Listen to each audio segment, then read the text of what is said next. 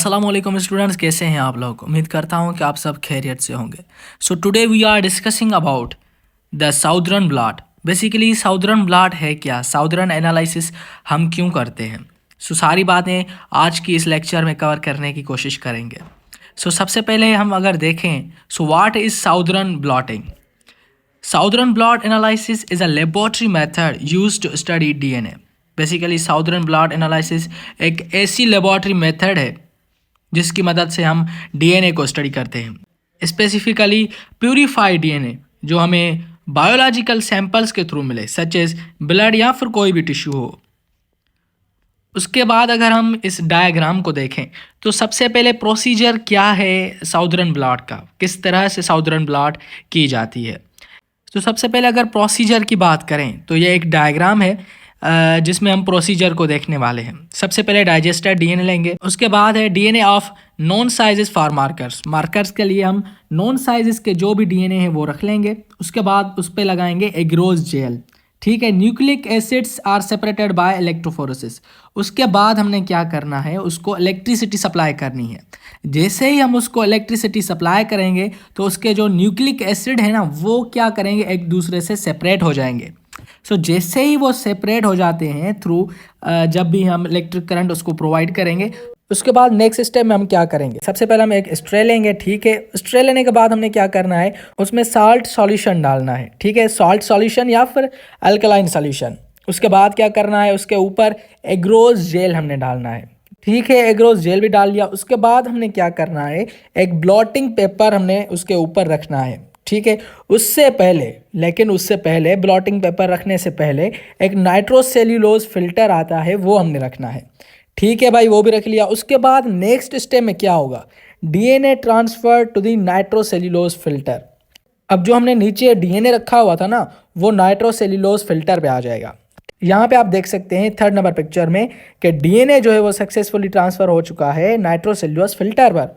उसके बाद क्या करेंगे, उसको हाइब्रिडाइज करेंगे हम। वो जो डीएनए ट्रांसफर हो गया है ना नाइट्रोसेल्यूलोज फिल्टर पर, उसको हम हाइब्रिडाइज करेंगे radio active nucleic acid probe के साथ। ठीक है भाई, वो भी कर लिया। अब नंबर 4 पिक्चर में आपने ये देखना है कि expose filter to the film. अब वो जो फिल्टर है ना हमारा नाइट्रोसेल्यूलोज जो फिल्टर है, उसको हम क्या करेंगे, फिल्म के ऊपर हमने उसको रखना है। ठीक है, उसके बाद अगर हम देखें ऑटो रेडियोग्राम में तो हमको एक सीक्वेंस जो है डीएनए की वो देखने को मिलेगी। उसके बाद क्या होगा कि ऑटो रेडियोग्राम में हमको एक डीएनए की सीक्वेंस देखने को मिलेगी। ठीक है, आप लास्ट पिक्चर में देख सकते हैं इसको। ये था सारा डायग्राम इसको प्रोसीजर का। ठीक है, उसके बाद पर्पस क्या है, आखिर साउदर्न ब्लॉट हम करते क्यों है भाई। Southern blot analysis can be use to investigate whether a gene is amplified, deleted और structurally rearranged in cancerous cell as compare to the normal cell. अब इसका पर्पस क्या है, आखिर क्यों हम साउदर्न ब्लॉट करते हैं। बेसिकली साउदर्न ब्लॉट एनालिसिस हम इसलिए करते हैं ताकि हमें ये पता चल सके कि कोई भी जीन जो है आया कि वो एम्प्लीफाई हुई है या फिर डिलीट हुई है, या फिर उसकी स्ट्रक्चर जो है वो कैंसरस स्ट्रक्चर उसकी हो गई। उस डीएनए ने अपने आप को इस तरह से रीअरेंज किया है कि वो कैंसरस सेल बन गए हैं as compare to the normal cells. यहाँ पे प्रोसीजर आ गया। ठीक है भाई, अब यहाँ पे क्या होगा, सबसे पहले हमने नीचे स्ट्रे ले लिया। ठीक है, उसके बाद हमने उसमें क्या डालना है, अल्कलाइन सॉल्यूशन डालनी है। अल्कलाइन सॉल्यूशन डालने के बाद उसके ऊपर हमने रखना है एक स्पंज। स्पंज क्या करेगा कि अल्कलाइन सॉल्यूशन जो है उसको एब्जॉर्ब कर लेगा।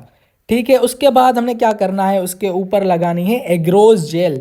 एग्रोज जेल लगाने के बाद उसके ऊपर हमने रखना है नाइट्रोसेल्यूलोज पेपर। ठीक है, उसके बाद हमने रखना है पेपर टॉवल।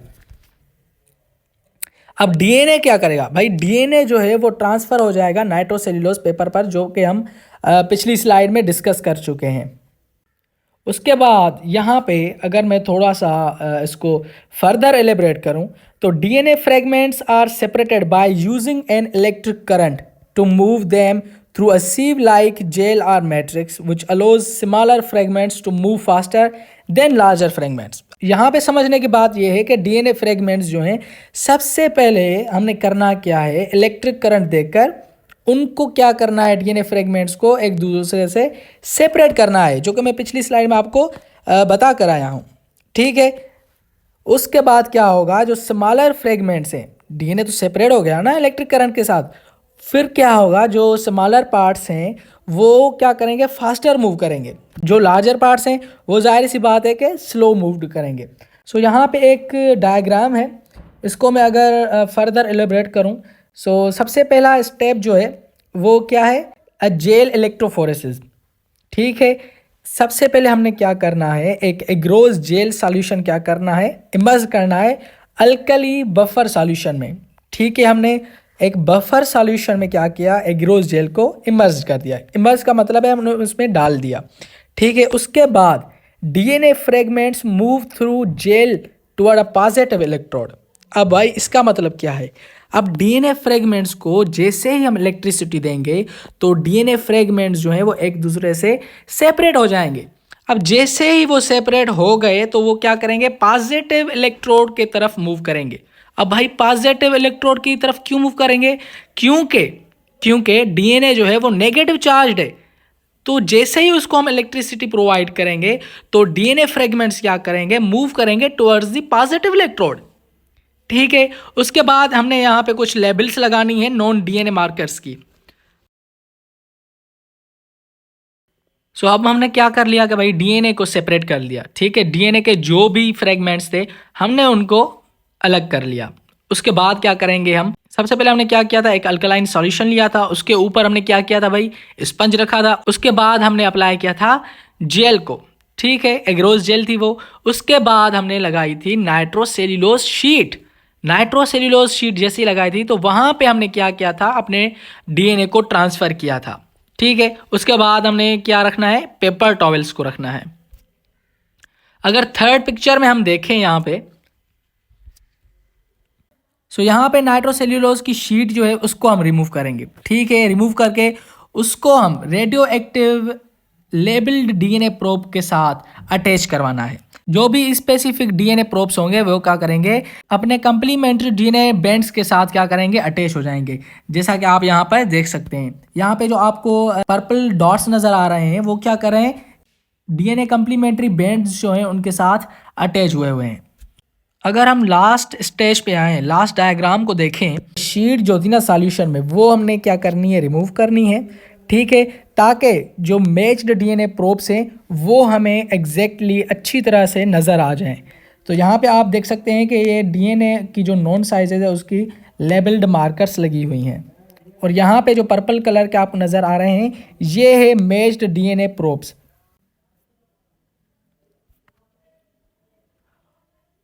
अच्छा, तो यहाँ पे the method is named for its creator British molecular biologist Edwin साउदरन।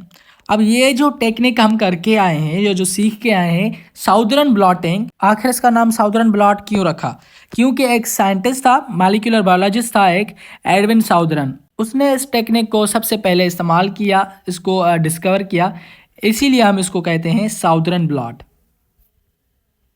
I hope so आपको लेक्चर समझ में आ गया होगा। So thank you so much.